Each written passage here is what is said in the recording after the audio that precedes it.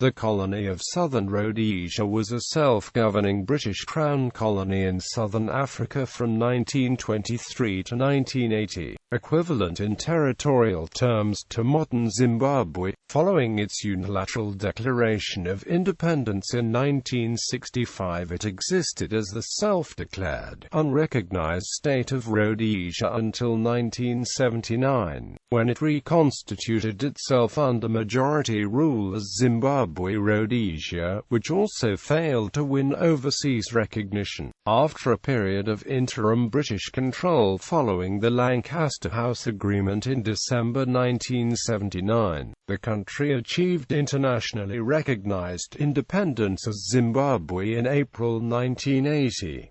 History. Origin as Rhodesia. Initially, the territory was referred to as South Zambezia, a reference to the river Zambezi, until the name Rhodesia came into use in 1895. This was in honor of Cecil Rhodes, the British Empire builder and key figure during the British expansion into southern Africa. In 1888, Rhodes obtained mineral rights from the most powerful local traditional leaders through treaties such as the Rudd Concession and the Moffat Treaty, which was signed by King Lobengula of the Ndebele people. Southern was first used in 1898 and dropped from normal usage in 1964 on the breakup of the Federation of Rhodesia and Nyasaland. Rhodesia then remained the name of the country until the creation of Zimbabwe Rhodesia in 1979.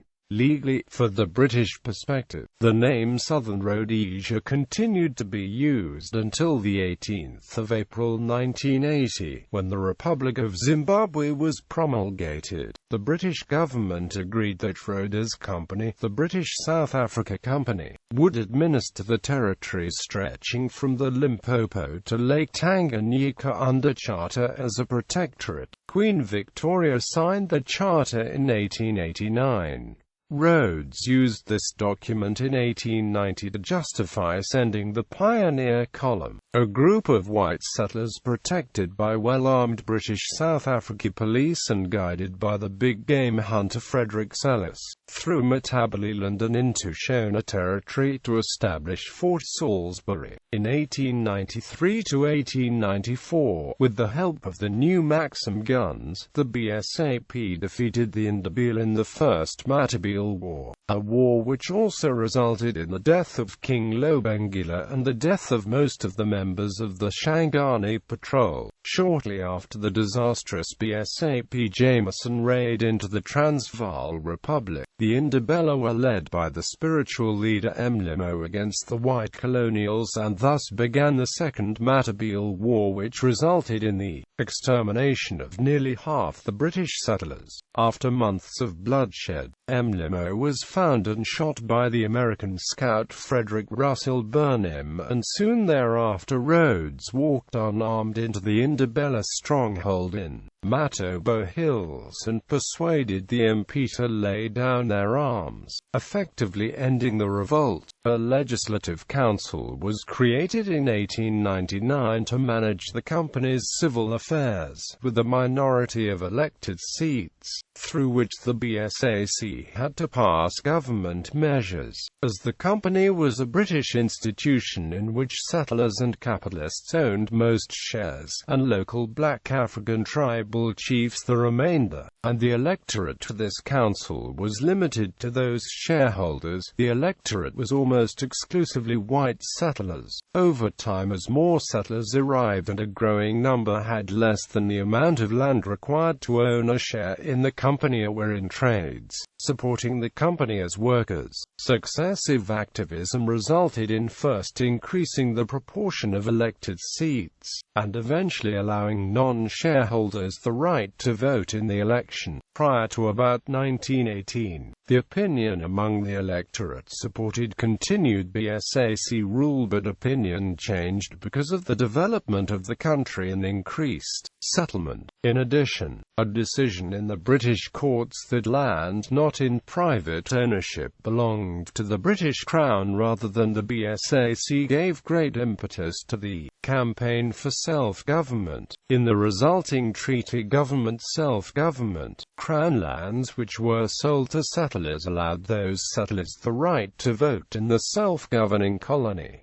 Century up to independence, the territory north of the Zambezi was the subject of separate treaties with African chiefs. Today, it forms the country of Zambia. The first BSAC administrator for the western part was appointed for Barrowsland in 1897 and for the whole of northwestern Rhodesia in 1900. The first BSAC administrator for the eastern part, northeastern Rhodesia, was appointed in 1895. The whites in the territory south of the river paid it scant regard though, and generally used the name Rhodesia in a narrow sense to mean the part. The designation Southern Rhodesia was first used officially in 1898 in the Southern Rhodesia Order in Council of 20 October 1898, which applied to the area south of the Zambezi, and was more common after the BSAC merged the administration of the two northern territories as Northern Rhodesia in 1911. As a result of the various treaties between the BSAC and the Black Tribes, Acts of Parliament delineating BSAC and Crown lands, overlapping British Colonial Commission authority of both areas, the rights of the increasing number of British settlers and the descendants were given secondary review by authorities.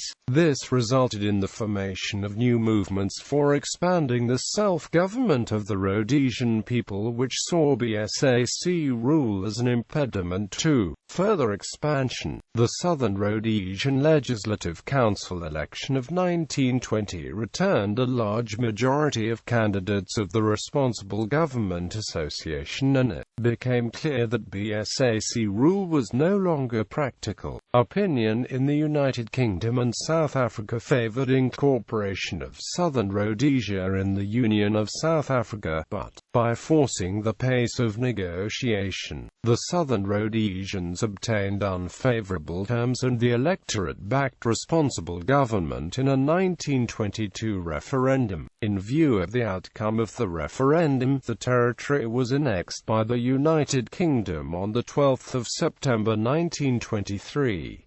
Shortly after annexation, on 1 October 1923, the first constitution for the new colony of Southern Rhodesia came into force. Under this constitution, Charles Patrick John Coghlan became the first Premier of Southern Rhodesia, and upon his death in 1927 he was succeeded by Howard Unwin Moffat. During World War II, Southern Rhodesian military units participated on the side of the United Kingdom. Southern Rhodesian forces were involved on many fronts, including the East and North African campaigns, Italy, Madagascar and Burma. Southern Rhodesian forces had the highest loss ratio of any constituent element, colony, dependency or dominion of the British Empire forces during World War II. Additionally, the Rhodesian pilots earned the highest number of decorations and ace appellation of any group within the Empire. This resulted in the royal family paying an unusual state visit to the colony at the end of the war to thank the Rhodesian people. Economically, Southern Rhodesia developed an economy that was narrowly based on production of a few primary products, notably chrome and tobacco. It was therefore vulnerable to the economic cycle. The deep recession of the 1930s gave way to a post-war boom. This boom prompted the immigration of about 200,000 white settlers between 1945 and 1970, taking the white population up to 307,000. A large number of these immigrants were of British working-class origin. More settlers from Belgian Congo, Kenya, Tanzania, and later Angola and Mozambique, as well as increased birth rate, raised the Rhodesian white population to 600,000 by 1976. the black population was about 6 million. In the 1940s, the founding of a university to serve Central African countries was proposed. Such a university was eventually established in Salisbury, with funding provided by British and Southern Rhodesian governments and some private sources. One condition of British funding was that student admission should be based on academic achievement and good character, with no racial distinction. University College of Rhodesia received its first intake of students in 1952. Until 1971 it awarded degrees of the Universities of London and Birmingham. In 1971 UCR became the University of Rhodesia and began awarding its own degrees. In 1980 it was renamed the University of Zimbabwe. 1953 to 1965. In 1953, with calls for independence mounting in many of its African possessions, the United Kingdom created the Federation of Rhodesia and Nyasaland, which consisted of Southern Rhodesia, Northern Rhodesia and Nyasaland. The idea was to try to steer a middle road between the differing aspirations of the black nationalists, the colonial administration, and the white settler population. The CAF sought to emulate the experience of Australia, Canada and South Africa, wherein groups of colonies had been federated together to form viable independent nations. Originally designed to be an indissoluble federation, the CAF quickly started to unravel due to the low proportion of British and other white citizens in relation to the larger black tribal populations. Additionally, by incorporating the tribes within the Dominion as potential citizens, the Dominion created the paradoxical situation of having a white elite owning most of the land and capital, whilst choosing cheap black labor. The recipe was ripe for creating a black nationalist movement. Accordingly, in the face of such a movement, it suffered the fate of similar ventures undertaken in the closing days of empire, such as the West Indies Federation and the East African Community. The Federation of Rhodesia and Nyasaland was dissolved on 1 January 1964. However, it was expected that only Nyasaland would be let go, whilst the remainder of Rhodesia, both North and South, would be united. Although Northern Rhodesia had a white population of over 100,000, as well as additional British military and civil units and their dependents, most of these were relatively new to the region, were primarily in the extraction business, had little landed interests, and were more amenable to allowing black nationalism than the Southern Rhodesians. Accordingly, Britain granted independence to Northern Rhodesia on 24 October 1964.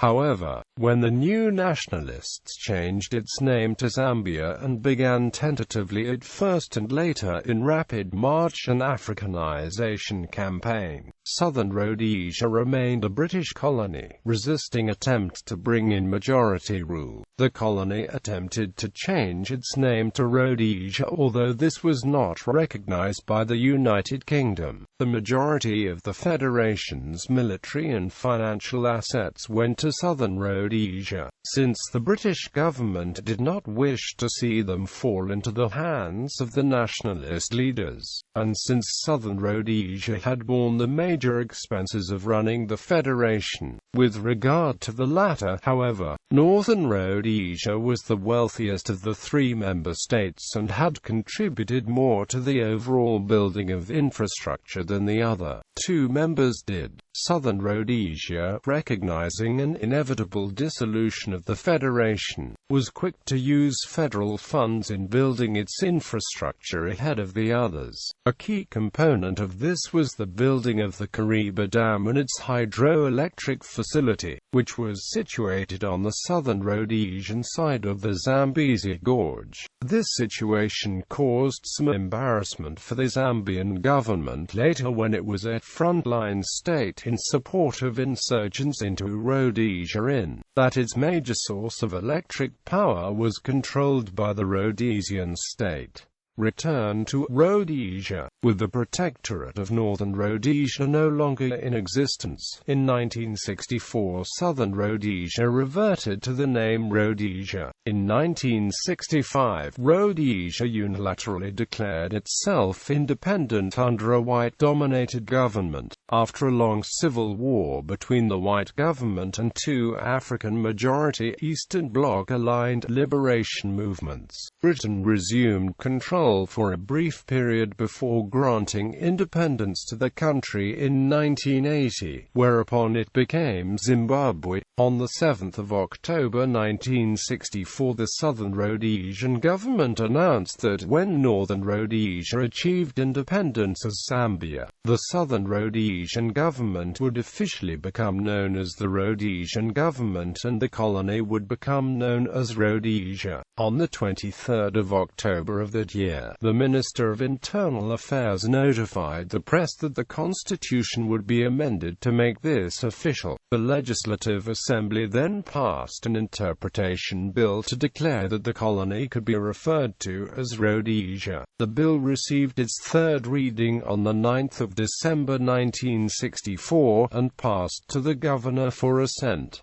However, no assent was granted to the bill. Section 3 of the Southern Rhodesia Order 1923 provided that Southern Rhodesia shall be known as the Colony of Southern Rhodesia, and the Southern Rhodesia Act 1961 and the Order in Council which followed it both referred to it as such. These were United Kingdom measures and it was outside the powers of Southern Rhodesian institutions to amend them. The Rhodesian government, which had begun using the new name anyway, did not press the issue. The Unilateral Declaration of Independence was in the name of Rhodesia. While the new name was widely used, Southern Rhodesia remained the colony's formal name in United Kingdom constitutional theory. For example, the act passed by the United Kingdom Parliament declaring the independence a legal nullity was entitled the Southern Rhodesia Act, 1965, when the rebellion was formally declared at an end by the passing of the Constitution of Zimbabwe Rhodesia Act 1979. The United Kingdom resumed the governance of the colony under the direct control of the governor, using the name of Southern Rhodesia. Judiciary.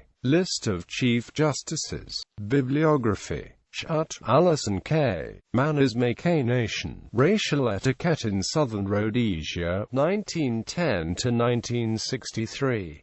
Rochester, University of Rochester Press. Blake, Robert. A History of Rhodesia. New York, Knopf. ISBN 0394480686.